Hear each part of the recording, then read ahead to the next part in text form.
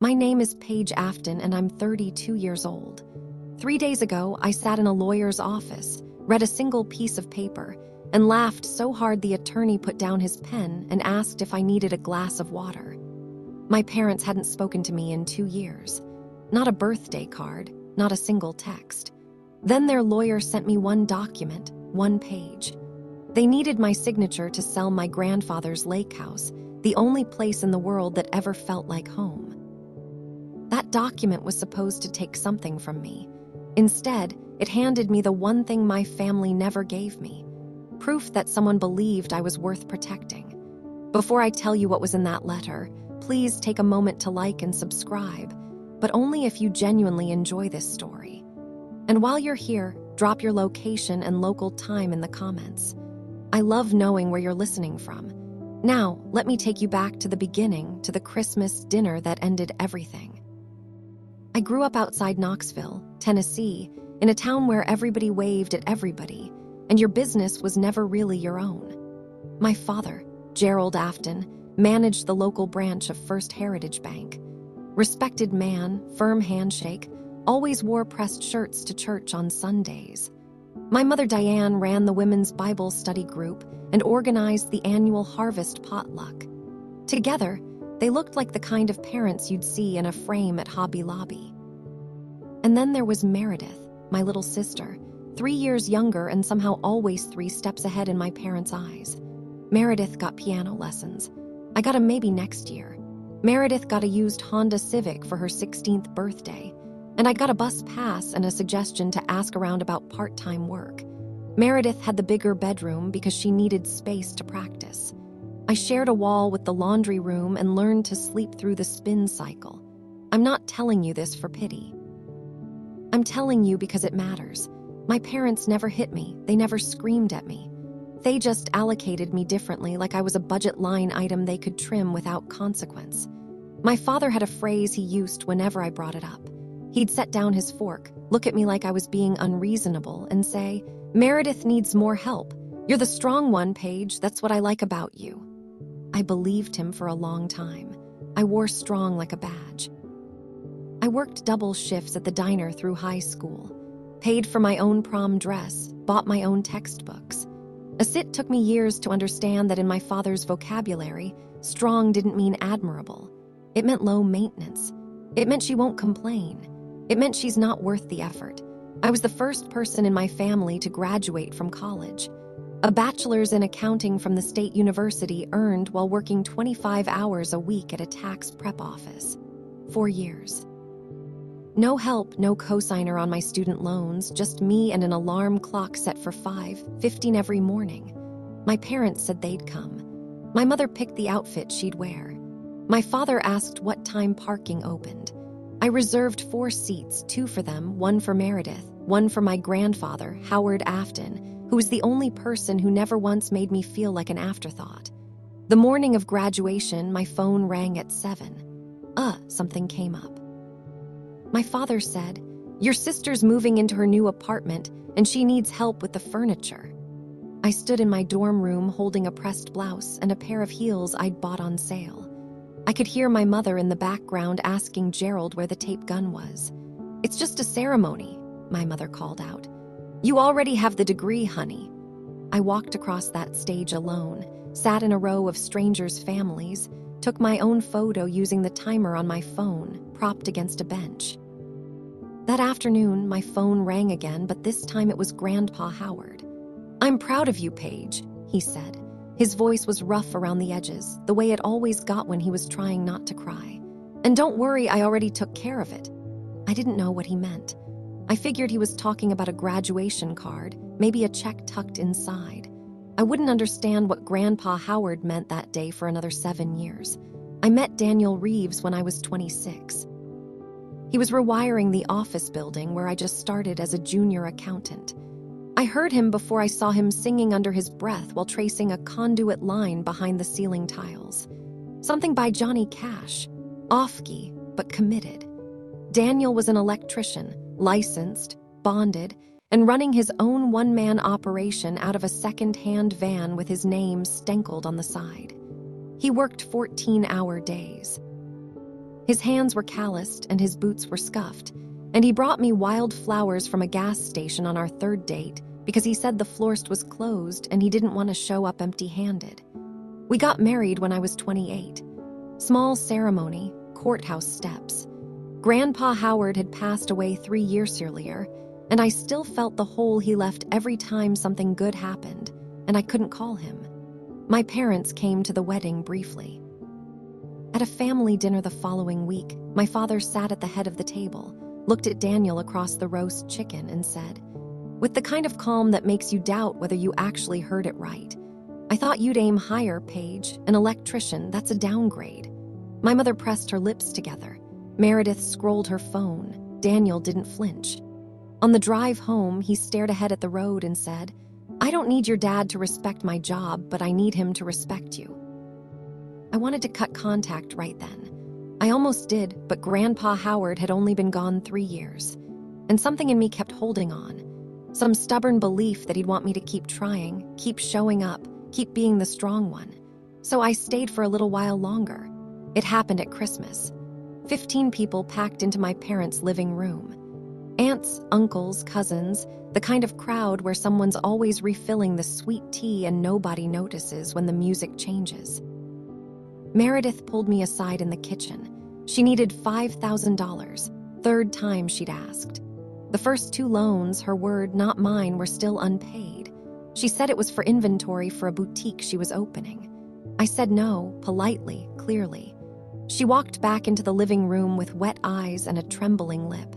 My father stood up from his recliner like he'd been spring-loaded. What kind of sister refuses to help her own family?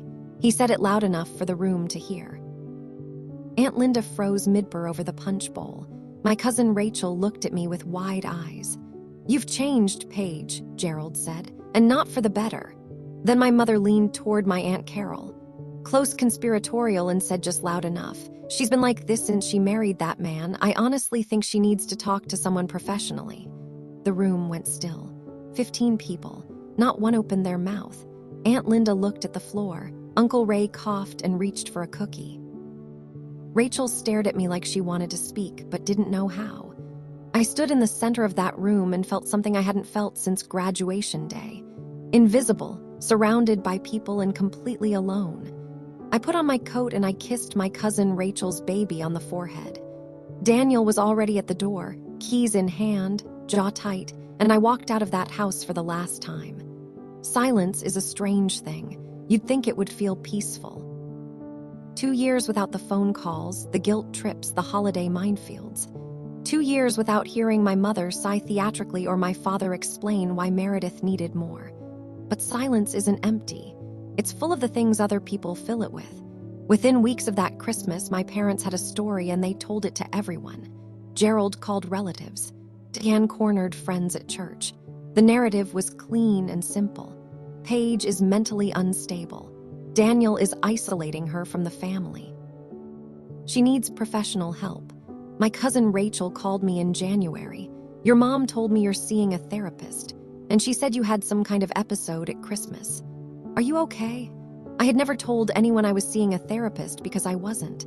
My mother fabricated it out of thin air and served it to people who trusted her. It got worse. Gerald called my former boss, a man I'd worked for through college, to check in on me.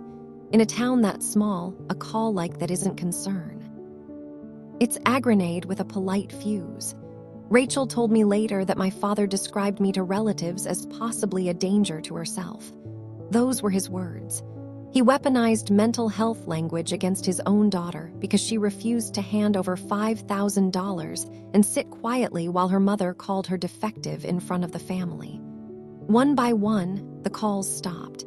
Aunts I used to hear from at Easter, cousins who sent birthday texts. Then the circle pulled tight around Gerald and Diane like a drawstring, and I was on the outside of it.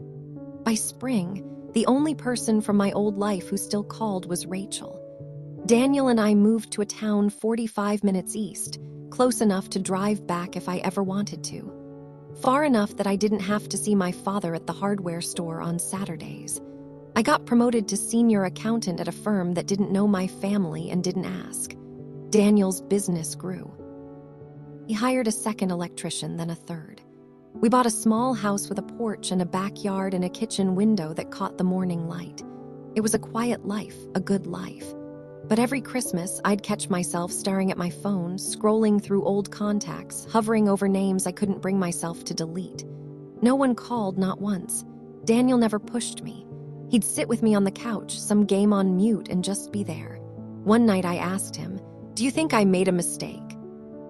He didn't hesitate. "You'll know when you're ready. And if that day never comes, that's okay too."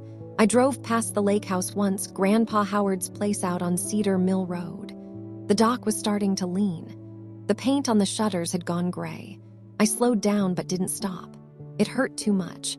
Everything about that house was him. The smell of cedar, the sound of the screen door, the way he'd always have a chocolate milkshake waiting for me on Fridays when he picked me up from school. I kept driving. 2 years passed like that.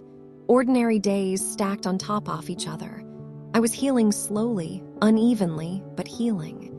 Then on a Tuesday in March, an envelope arrived, but it had a law firm's return address I'd never seen before, and it was addressed specifically to Paige Afton. That envelope sat on my kitchen counter for 2 days before I opened it. 2 years of silence and then a letter from a lawyer.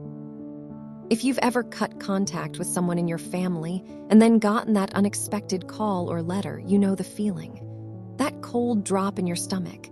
If this story is hitting close to home, go ahead and hit subscribe and tell me in the comments. Have you ever gotten a letter that changed everything? I opened it at the kitchen table on a Thursday morning while Daniel was already out on a job. The coffee was still hot. The house was quiet. The letter was from a Mr. Brennan, attorney at law based in my parents' town. Professional letterhead, clean font, 1 page, and it stated that Gerald Afton was initiating the sale of a residential property at 14 Cedar Mill Road, Grandpa Howard's lake house, and that as a potential heir to the estate of Howard Afton, I was being asked to sign a quick claim deed waiving any claim to the property. There was a signature line at the bottom, a 30-day deadline, and a phone number for Brennan's office. I read it 3 times. 2 years, not a birthday card, not a how are you, not even a forwarded chain email, and the first time my family reaches out, it's through a law firm asking me to hand over the last thing Grandpa Howard ever touched. I set the letter down and looked across the kitchen at the small wooden shelf Daniel had built above the stove. On it sat Grandpa Howard's fishing tackle box. Cedarwood brass hinges, his initials carved into the lid, like he'd left it to me in his will. It still smelled like lake water and linseed oil. Inside that tackle box, tucked against the bottom, was a sealed envelope I'd kept for 7 years. I'd found it when I was clearing out his things after the funeral. Yellowed paper taped shut with his handwriting on the front, for Paige when you need it. I'd never opened it. I thought it was a goodbye letter, something sentimental, something that would make me cry. That night, for the first time in 7 years, I opened Grandpa Howard's envelope. My hands were steady until I tore the seal. Inside were 2 things. The first was a legal document, heavy paper stamped and notarized. The heading read, Revocable Trust Deed, Howard R. Afton Family Trust. Below it in clean type the property at 14 Cedar Mill Road, commonly known as the Lake House, but was held in irrevocable trust. The trustee was a Mr. Calloway, Grandpa Howard's personal attorney. The sole beneficiary was listed on page 3, Paige Ellen Afton. The second item was a single sheet of notebook paper folded twice. His handwriting slanted, deliberate, the way a man writes when his hands are strong, but his patience with pens is limited. Paige, I know your father. He means well, but he doesn't see straight when it comes to your sister. This house is yours. It's always been yours. Don't let anyone tell you otherwise. Grandpa H. I sat on the bedroom floor with my back against the dresser and I cried. Not the kind of crying that breaks you apart. The kind that puts something back together. He knew. Before I ever walked out of that Christmas dinner, before I ever met Daniel, was before I ever stopped answering my father's calls, Grandpa Howard saw it, all of it. And he didn't just feel sorry for me, he did something about it. Daniel came home that night and found me sitting there, papers spread across the quilt. He sat down on the floor beside me, put his hand on my shoulder, and didn't say a word. The next morning, I called Mr. Calloway. He answered on the second ring. "The trust is valid," he said. "It's never been challenged, and your father's name doesn't appear anywhere in the documents." He saw me. He always saw me. I called Brennan's office that afternoon. The receptionist said the kind of voice that tells you she's already decided what you're there for. "Are you calling to return the signed document, Miss Afton?" "I'd like to come in," I said. I have some questions about the document before I sign." A pause, a keyboard clicking. "Mr. Brennan is available Friday at 10. Friday works." I hung up and called Calloway back. I asked him to prepare certified copies of the trust deed, the original filing, the county stamp, the beneficiary schedule, everything. "I'll have it ready by Thursday," he said. Then carefully, "Miss Afton, do you want me to be present at the meeting?" "No, but I'd like you available by phone." "Understood." I spent the next 5 days doing something I hadn't done in 2 years. I prepared, not emotionally. I was past that. I prepared the way an accountant prepares for an audit. Documents in order, facts in rows, nothing left to assumption. I read the trusted front to back 3 times, and I pulled the county clerk's filing records online to confirm the transfer date. I compared it against the probate records from Grandpa Howard's estate and confirmed what Calloway had told me. The lake house was transferred into the trust before Howard died. It never passed through probate. Gerald never inherited it. He just assumed he did. And nobody ever told him otherwise because the only person who knew was Grandpa Howard, and Grandpa Howard had his reasons. Daniel asked me on Thursday night if I wanted him to come along. I shook my head. "This one's mine." He kissed my forehead and handed me a thermos of coffee for the drive. The night before the meeting, Rachel called. "I need to tell you something," she said. "Your dad's been calling everyone, not just family. Everyone. He's stressed, Paige, like really stressed about the house, about Meredith's store. It's in serious trouble. She took out business loans. Your dad co-signed all of them." I sat on the porch and let that settle. The crickets were loud. Daniel was inside washing dishes. Rachel kept going. 8 months ago, your dad refinanced the mortgage on the house, their house on Burwood, and put the money into the boutique. Your mom signed off on it. Now the boutique's tanking, the loans are due, and your dad owes the bank on his personal guarantee. I think it's around $180,000. $180,000. My father, the banker, the responsible one, the man who told me Daniel was a downgrade, had gambled his retirement and his home on Meredith's clothing store. He found a buyer for the lake house, Rachel said. $320,000 enough to cover the guarantee and keep the boutique going another 6 months.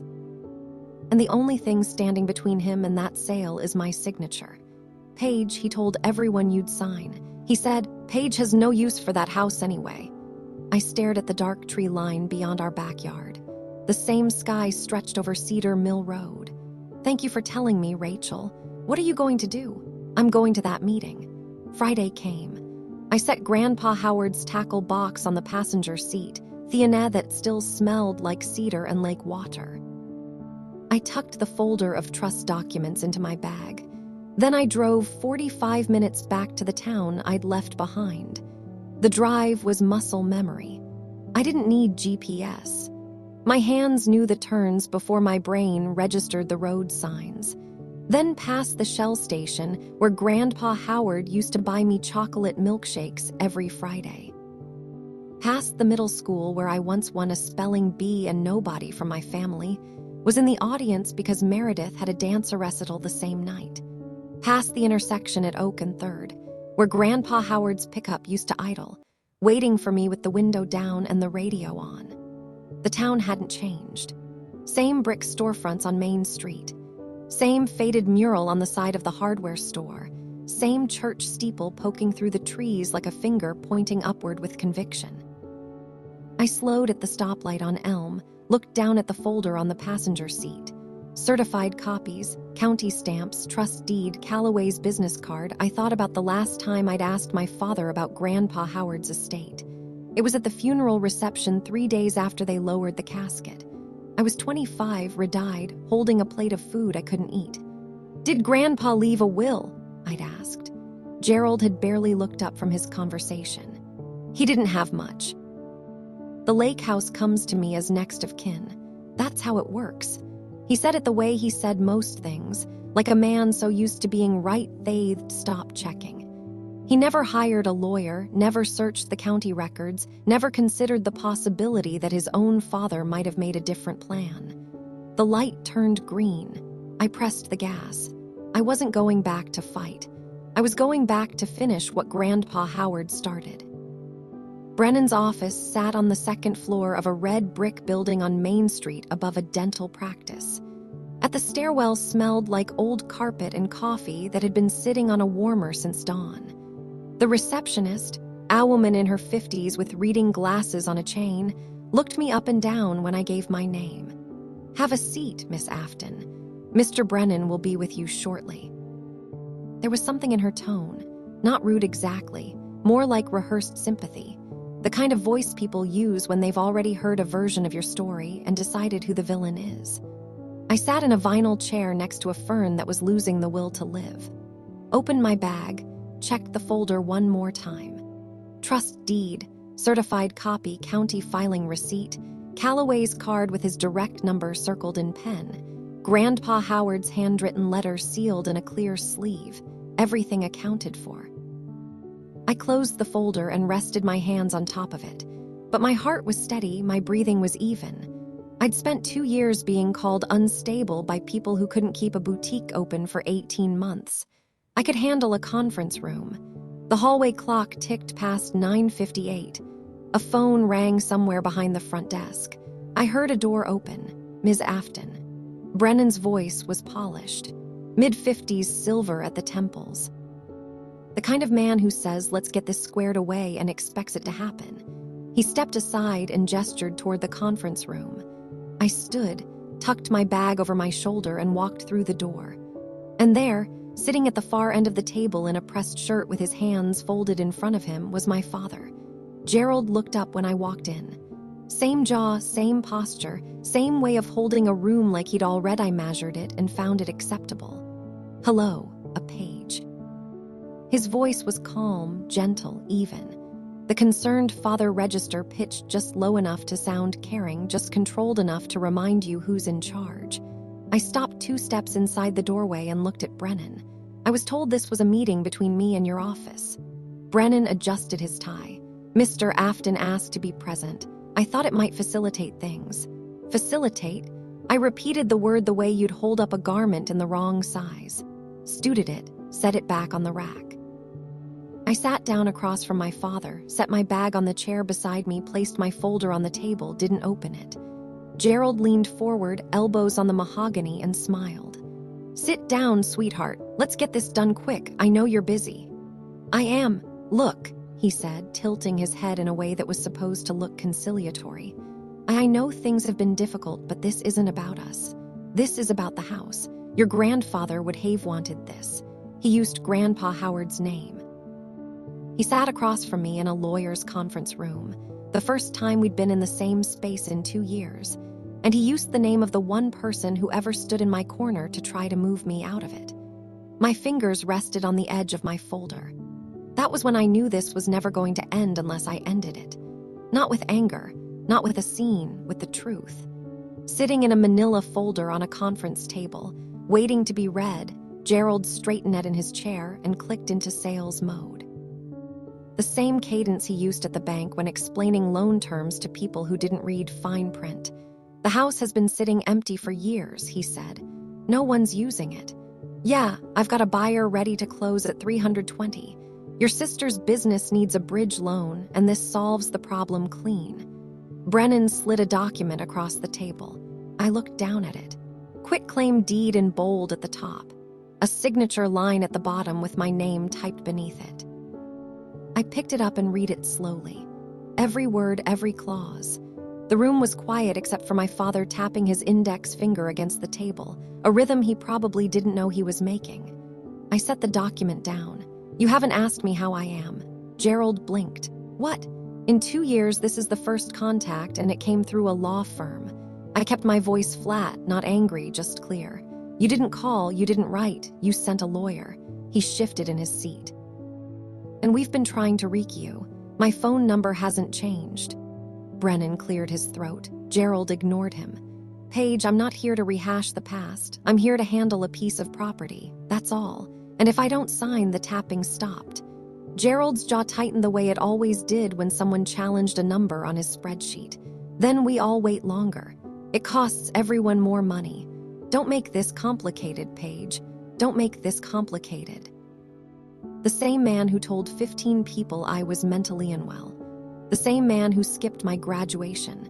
The same man who called my husband a downgrade. Don't make this complicated. I leaned back in my chair. Before I do anything, I'd like to understand why I wasn't told about the sale before a lawyer sent me a letter.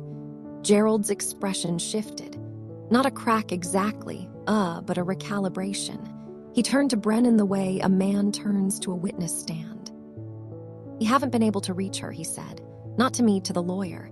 She cut off the entire familitwo years ago. No explanation, no explanation. I repeated. Deanne and I have tried everything. Gerald shook his head slowly, performing sadness the way he performed everything with structure. She's been going through a difficult time. He was doing it again. The same playbook, same stage directions. Tell the room I'm broken. Make the room feel sorry for him. Brennan was writing something on his legal pad. I couldn't see it. Her husband, Gerald added, dropping his voice a notch, has been a bit controlling. We worry about her environment. I felt my pulse tick up, not from fear, from the precision of it. 2 years later. Oh, and the script hadn't changed by a single word. He'd rehearsed it so many times, it sounded like gospel. Brennan set his pen down and glanced at me. I could see the question forming behind his eyes. Is this true? I didn't defend myself. I didn't correct the record. I didn't list the receipts. I looked at my father, held his gaze, and said, "Are you done?" Something shifted in his face. The smile didn't disappear. It froze like a projector catching on a frame. I'd seen my father handle resistance before. Employees, loan applicants, me when I was younger. He'd never seen me stop resisting. Gerald's phone buzzed on the table. He glanced at the screen and held up a finger. 1 second, he answered. Speaker wasn't on, but in a room that quiet with the kind of cheap speaker phone Gerald owned, you didn't need it as Meredith's voice came through sharp and thin. Did she sign yet? Dad, I need to know by Monday. The landlord's threatening to change the locks. Gerald cupped his hand over the phone. I'm handling it. Give me an hour. But Meredith was already mid-sentence. Just tell her it's for the family. She always caves when you say that. The words landed in the center of the table like a glass hitting hardwood. Gerald pulled the phone from his ear and ended the call, his neck flushed red from the collar up. Brennan was looking at his legal pad. I folded my hands. She always caves when you say that, I repeated quietly, word for word. Gerald set the phone face down. She's under a lot of pressure. Don't take it. I'm not taking anything, I said. I'm just listening. I looked at Brennan. He still hadn't looked up, but the pen in his hand had stopped moving. This was the negotiation my father had prepared for. Push the paper across the table. Invoke Grandpa Howard's name, wait for the obedient daughter to sign, and drive home by noon. Instead, he was sitting in a room where his youngest daughter had just confirmed out loud to a witness that the whole thing was a performance, a machine. Push the lever. Watch Paige fold. I didn't fold. And in that small silence after Meredith's voice faded and the room reset itself, I made a decision. They weren't getting a signature. They were getting a conversation they should have had 2 years ago. Gerald stood up. Chair screeched against the floor. Paige, I've been patient. Sign the paper. He pointed at the quitclaim deed like it was a ledger that didn't balance. This house means nothing to you. You haven't been there in years. You're right, I said. I haven't because the last time I visited, you told my husband he was a downgrade. Gerald waved his hand. That was a joke. It wasn't funny. 3 words. I let them sit there. Gerald pressed both palms flat on the table. You know what your problem is? You hold grudges. Your mother was right. You need help, professional help. Brennan raised a hand. Mr. Afton, let's keep this productive. Gerald didn't look at him. His eyes were locked on me. If you don't sign this, he said, voice dropping into the register he used to deny loan applications, I will take legal action. I'll file a quiet title motion. A judge will make you sign. I turned to Brennan. Can he do that? Brennan shifted. There are legal avenues, but let's not get ahead of okay, I said. Both men stopped. Okay. I reached for my bag and pulled the folder onto the table. The room felt like the second before a fuse catches. Before we go any further, I said, I have something I'd like to show you. I watched my father's eyes drop to the folder. He didn't know what was in it. Neither did Brennan, but something in the air changed. The way a room changes when the person who's supposed to be losing stops acting like it. I unclipped the folder and opened it, and I set the first page face up on the table. The document slid across the mahogany with the soft hiss of good paper on polished wood. Gerald looked down. The bold header was impossible to miss. Irrevocable trust deed. Howard R. Afton Family Trust. This is an irrevocable trust deed, I said. Filed 7 years ago by Howard Afton with the county clerk's office. Gerald's head tilted. What are you talking about? It names me Paige Afton as sole beneficiary of the Lake House property. The trustee is Mr. Calloway, Grandpa Howard's attorney. I pushed the full document, all 8 pages, certified copy, county stamp on the front to the center of the table. You're welcome to read it. The silence that followed had weight. It pressed against the walls of that conference room like a held breath. Gerald didn't touch the papers. His eyes moved from the document to my face and back again as though he was waiting for one of them to explain the other. Brennan reached for the trust deed immediately. He turned to the first page. Read it. Turn to the second. Read that too. Then he removed his glasses, pressed the bridge of his nose, and set the document down very carefully as though it might detonate. And he looked at Gerald.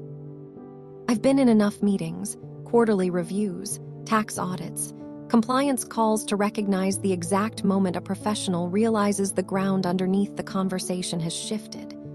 Brennan's expression didn't change dramatically. He didn't gasp. He didn't curse. He just looked at my father the way a surgeon looks at an X-ray when break is worse than expected. And Gerald, still standing, still leaning on the table with both hands, finally stopped talking. The look on that lawyer's face, I will never forget it. I spent 2 years wondering if I was crazy for walking away. 2 years hearing secondhand that my own parents told people I was broken. And then I sat in a room and watched the truth land on a table in black and white. If you've ever been doubted by the people who were supposed to believe in you, hit that like button. This one's for you. Brennan set the document down and looked at Gerald. The way a man looks at a client who has just made his job significantly harder. Mr. Afton, he said, and the formality in his voice was new. Were you aware that your father established an irrevocable trust for this property? Gerald's mouth opened, closed, opened again. That can't be right. The house was part of his estate. It came to me through probate. Brennan picked up the trust deed again, turned to the filing page and read the date. Then he looked back at Gerald. According to this document, the property was transferred to the trust 3 years before your father passed away. But if this is accurate, and the county filing stamp suggests it is, the lake house would not have passed through probate. It would have been excluded from the estate entirely. Gerald stared. That's impossible. The county clerk's office would have the original on file, Brennan continued, speaking now with the deliberate calm of a man measuring every word for liability. I'd recommend verifying, but this copy appears properly executed and notarized. Gerald turned to me. His face had gone the color of old drywall. Where did you get this? From Grandpa Howard? He would never. Gerald's voice cracked along the seam. He wouldn't go behind my back like this. I held his gaze. He didn't go behind your back. He protected his granddaughter. I paused. There's a difference. The conference room was the quietest place in Tennessee. The clock on the wall ticked. Somewhere outside, a truck downshifted on Main Street. Gerald slowly sat back down. His hands, which had been pointing and commanding and tapping all morning, lay flat on the table. They were shaking. Brennan loosened his tie half an inch and turned to me. Ton, do you have contact information for the trustee? I handed him Calloway's card. Brennan dialed the number on the conference room speaker. It rang twice. Calloway's voice came through, measured, unhurried, the voice of a man who'd been expecting this call for 7 years. Brennan identified himself and asked the question directly. Mr. Calloway, can you confirm the existence and validity of an irrevocable trust established by Howard Afton regarding the property at 14 Cedar Mill Road? I can. I drafted it myself, and the trust was executed and filed with the county 7 years ago. Howard Afton funded it with the Lake House property during his lifetime. Paige Afton is the sole named beneficiary. The property has never been part of the Howard Afton estate and did not pass through probate. Brennan wrote quickly.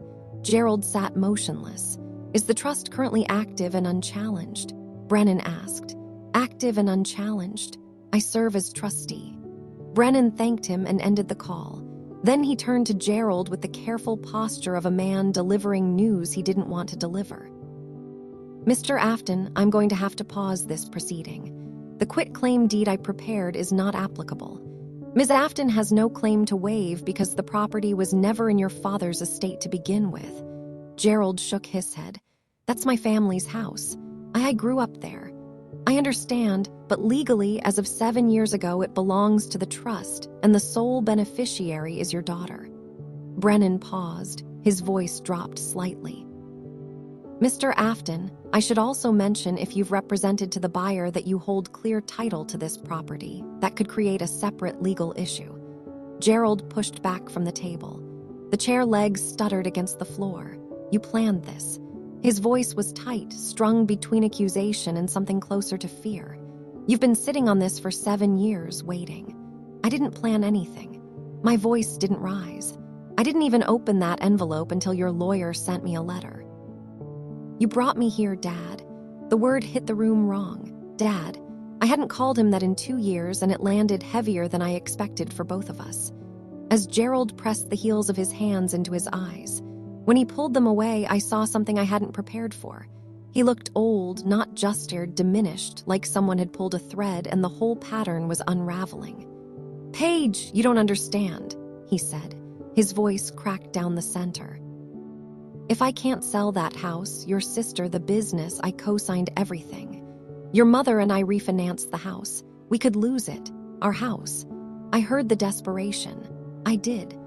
And part of me, the part that spent 18 years trying to earn his attention, wanted to reach across the table. But I stayed where I was. Yauko signed Meredith's business loan, I said. You refinanced your mortgage for her store. You put everything on the line for her. And in all that time, you never once, not once, called to ask how I was doing. Gerald's mouth opened, but nothing came out. And now you want me to give up the one thing Grandpa Howard left me so you can fix a problem I wasn't part of creating. He would have wanted us to be a family. He would have wanted you to be a father to both your daughters. The room held its breath. Brennan gathered his legal pad and stood. He had the posture of a man trying to leave a room without tripping anything. I think it's best we adjourn, he said. Mr. Afton, I'd recommend consulting with a trust litigation attorney for your options. Miss Afton, you're free to go. I stood, collected the trust documents, and placed them back in my folder. The quitclaim deed still sat in the center of the table, unsigned like a check that bounced. Gerald didn't move, and he sat with his hands flat on the table, staring at the grain of the wood as if the answer might be somewhere in the mahogany. Paige, I stopped at the door. Please, one word, stripped of posture, stripped of strategy, just a man in a conference room who'd run out of moves. I looked at him, and for a second, just a second, I saw the version of him from before. The man who taught me to ride a bike on Cedar Mill Road, who let me steer the boat even though I always went too far left, who once when I was 7 carried me a 1/4 mile through the rain because I'd lost my shoe in the mud, and he didn't want me walking barefoot. That man existed. He just got buried somewhere under the spreadsheets and the favoritism and the fear of Meredith failing. You know my number, I said. It hasn't changed. I walked through the lobby, come past the receptionist, down the stairwell that smelled like old carpet out the front door. I sat in my car for 5 minutes, engine off, hands on the wheel. I didn't feel victorious. I felt tired. The kind of tired that 2 years of silence doesn't fix. But the meeting wasn't the end. Gerald didn't drive home. He drove to the lake house and he brought Diane and Meredith with him. Rachel called me that evening. Her voice had the careful pitch of someone trying not to alarm you while delivering alarming news. Your dad drove out to the lake house after the meeting. Your mom and Meredith are with him. They're inside. I was standing at the kitchen counter, still in the blouse I'd worn to Brennan's office. Daniel looked up from the stove. They can't sell it, I said. They can't transfer it. Legally, there's nothing they can do. I know, but your dad told your mom it's their family home and no piece of paper changes that. I set the phone on the counter and stared at the ceiling. Daniel turned the burner off. What do you want to do? Calloway. Calloway picked up on the first ring this time. I explained the situation. He listened without interrupting, a trade I was beginning to deeply appreciate. They can't do anything to the property, he said. They can't sell it, lease it, or encumber it. If they refuse to leave, I'll send a formal demand letter. If they still refuse, we file for trespass. I closed my eyes. I don't want to have my father arrested at the lake house. Then let's hope he makes a smarter choice. I thanked him and hung up. Daniel was watching me from across the kitchen with the expression he wears when he's already figured out the wiring diagram, but is waiting for you to ask him to draw it. They'll leave, he said. You think your dad's a banker. At some point, the math is going to beat the pride. I wanted to believe him. I wanted to believe that Gerald Afton, a man who once refused to admit he'd overcooked a steak for 45 minutes, would see reason. He didn't. Not right away. Saturday morning, Rachel sent me a screenshot. Meredith had posted a photo on Facebook, the lake house porch, Diane holding a coffee mug, Gerald standing behind her with his arms crossed, looking out at the water. Caption, family time at Grandpa's lake house. Some things are worth fighting for. I stared at the photo for a long time. Now Meredith was sitting in Grandpa Howard's chair. The green Adirondack he built himself the summer I turned 10. I'd sanded the armrests. He let me paint the first coat, said I had a steadier hand than he did. That chair was the last place he sat before his legs got too stiff to make it down to the dock. And Meredith was posing in it like a prop. The comments rolled in. A few relatives. So glad you're all together. A neighbor. That house holds so many memories. Nobody mentioned me. Nobody asked where I was. One cousin, Eric, who I hadn't spoken to in a year, wrote, Gerald has every right. It's his father's house. I set my phone face down on the nightstand. Daniel brought me coffee without being asked. Calloway, I said. By Sunday afternoon, a certified letter was en route. Ted Calloway also sent a copy via email for immediacy. Thelator read, You are currently occupying property held in irrevocable trust. This constitutes unauthorized use of trust property. You are hereby requested to vacate the premises within 72 hours. Gerald wasn't dealing with a daughter anymore. He was dealing with a legal entity, a county filing, and a trustee who didn't care about Christmas dinners. Meredith deleted the Facebook post by Sunday night. The 72-hour clock started ticking. Monday morning, 41 hours left on the clock. My phone rang at 6:47 a.m., the kind of early that means someone either needs bail or believes urgency is a weapon. It was Diane. I almost didn't answer, but I did. Because even after everything, there's a muscle in your chest that contracts when your mother calls. So in 2 years of silence doesn't atrophy it completely. Paige, her voice was raw. She'd been crying, or she wanted me to think she had with my mother. You could never quite tell. Please, your father can't sleep. Meredith's going to lose everything. This is tearing our family apart. I sat on the edge of the bed. Daniel was already awake beside me, eyes open. Quiet. This didn't start with a trust document. Mom, I know we weren't perfect, but is this really what you want? To take the house to punish us? I'm not taking anything. It was already mine. A breath on the other end, sharp, offended. And I'm not punishing you. I'm protecting what Grandpa Howard wanted. Your grandfather wouldn't want this. Her voice went hard. He would want us together. I have a letter from him that says otherwise.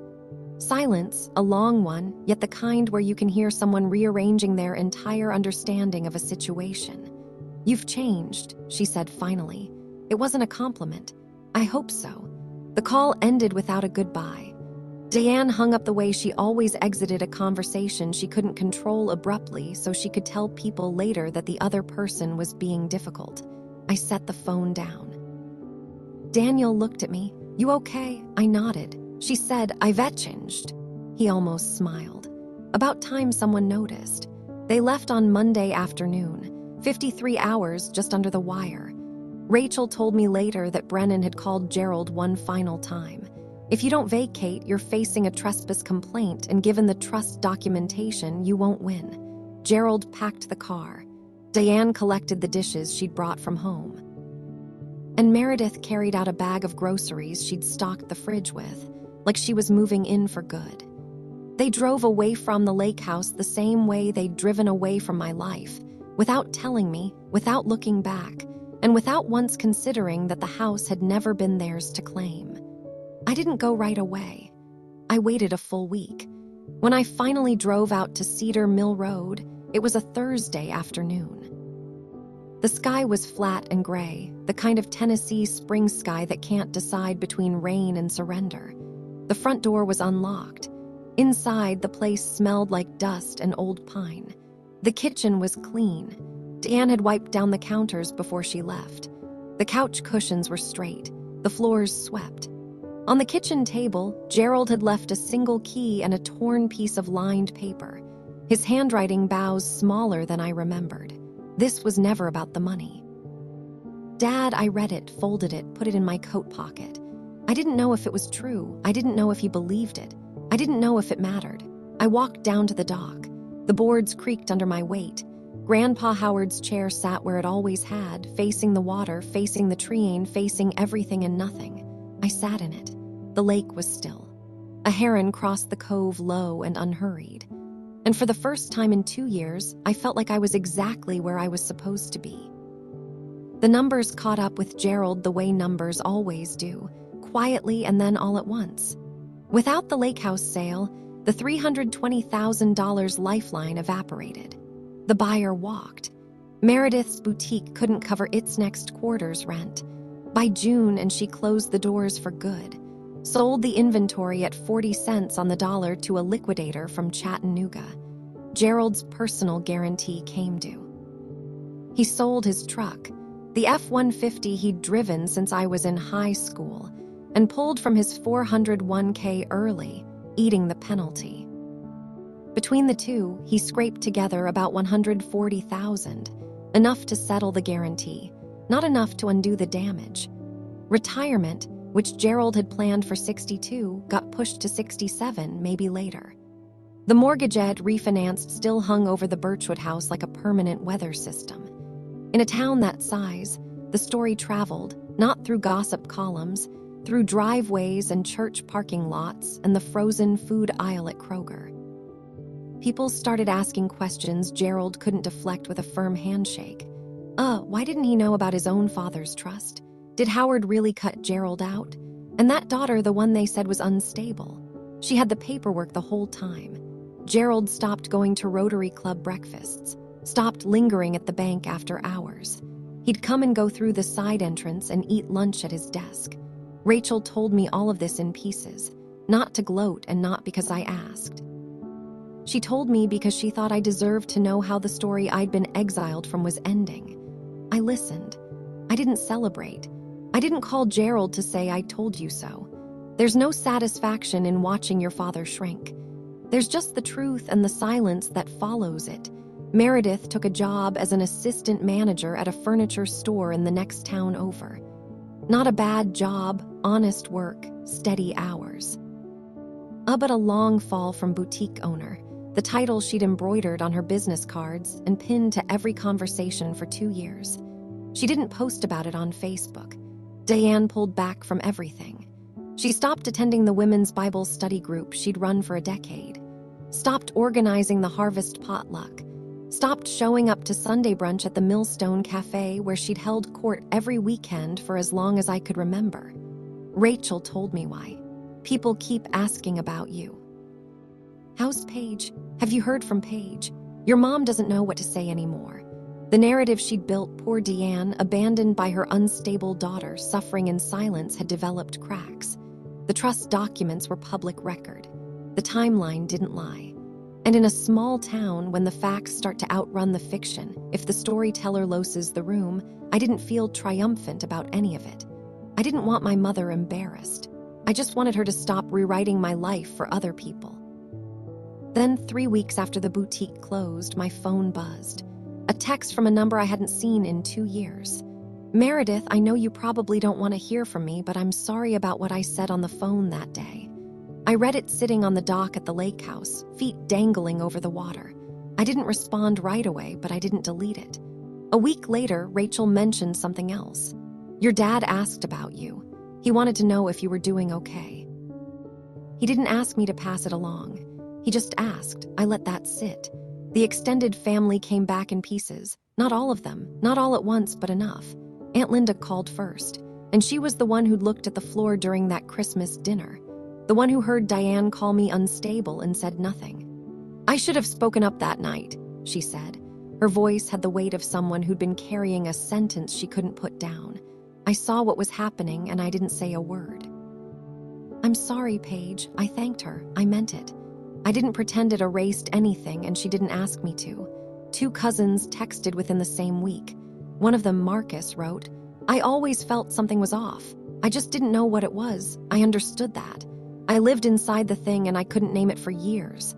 How could I expect people on the outside to see it clearly? Not everyone came around. Uncle Ray still believed Gerald's version. Cousin Eric, the one who'd commented on Meredith's Facebook post and never reached out. A few relatives went quiet entirely. Not hostile, just absent.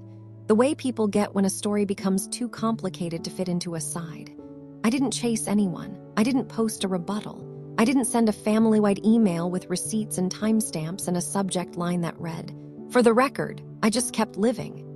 Senior accountant, lake house on weekends, Daniel rewiring the porch lights. Coffee on the dock in the mornings. People who needed to know the truth found it. People who didn't want it stayed comfortable in the version they already had. I made peace with both. Not everyone will understand. And I stopped needing them too. Daniel and I started fixing up the lake house in May. It wasn't a renovation, more like a conversation with the building, listening to what it needed, a fresh coat of stain on the dock. New screens in the porch, the bathroom faucet that had dripped since I was 12. Finally got a new cartridge. Daniel handled the electrical, replaced the ancient breaker panel, ran new wire to the kitchen, installed a porch light that actually turned on when you flipped the switch. "It's what I do," he said, grinning, covered in attic dust. I found Grandpa Howard's woodworking tools in the garage, hanging on a pegboard he'd built himself, each one in its place. Chisels lined up by size, hand planes old and wrapped. A half-finished birdhouse on the workbench like he'd stepped away for lunch and just never came back. In a box beneath the workbench, I found photographs. Me at 6 years old standing on the dock with a bass that was almost as long as my arm. Grandpa Howard behind me, both hands raised, laughing, his hat pushed back yet his flannel rolled to the elbows. I held the photo for a long time. He didn't leave me a house. He left me proof that I mattered, that someone in my family saw me clearly. Not as the strong one, not as the low-maintenance one, not as the one who didn't need anything, but as Paige, his granddaughter worth protecting. I framed the photo and hung it on the kitchen wall right above the window where the afternoon light comes in warm and gold. Every time I look at it, I hear his voice on the phone the day I graduated. I already took care of it. Paige, he did. A month after the meeting at Brennan's office, I sat at the kitchen table in the lake house and wrote a letter by hand. Not through a law firm, not through Rachel, just me and a pen and a piece of paper. I wrote it to Gerald and Diane. I'm not writing to punish you. I'm writing to be clear. The lake house stays in the trust. That was Grandpa Howard's decision. And I intend to honor it. I will not sell it and I will not sign it away. If there's a version of our relationship that can be rebuilt, it doesn't start with paperwork. It starts with honesty. It starts with you seeing me. Not as the strong one, not as the one who can handle it, not as the one who doesn't need anything, but as your daughter. My door is open, but only if you walk through it as my parents, not as people who need something from me. I addressed the envelope, stamped it, and dropped it in the mailbox at the end of Cedar Mill Road. I didn't wait for a reply. I didn't check the mailbox every morning hopping for one. I'd said what I needed to say, and the rest was up to them. Daniel read the letter before I sealed it, but he didn't suggest a single change. He just nodded and said, "That's you." I used to think boundaries were walls, things you build when you're angry to keep people out. I don't think that anymore. Boundaries are doors. You choose who walks through. You choose the terms. And if someone stands on the other side and knocks with clean hands and an honest voice, you open it, but you don't leave it propped open for people who only show up when they need the key. It's a Friday afternoon when I finally understand what Grandpa Howard meant. I'm sitting on the dock in his green Adirondack chair, the one I sanded when I was 10, the one I painted the first coat on, the one Meredith posed in for a photo she later deleted.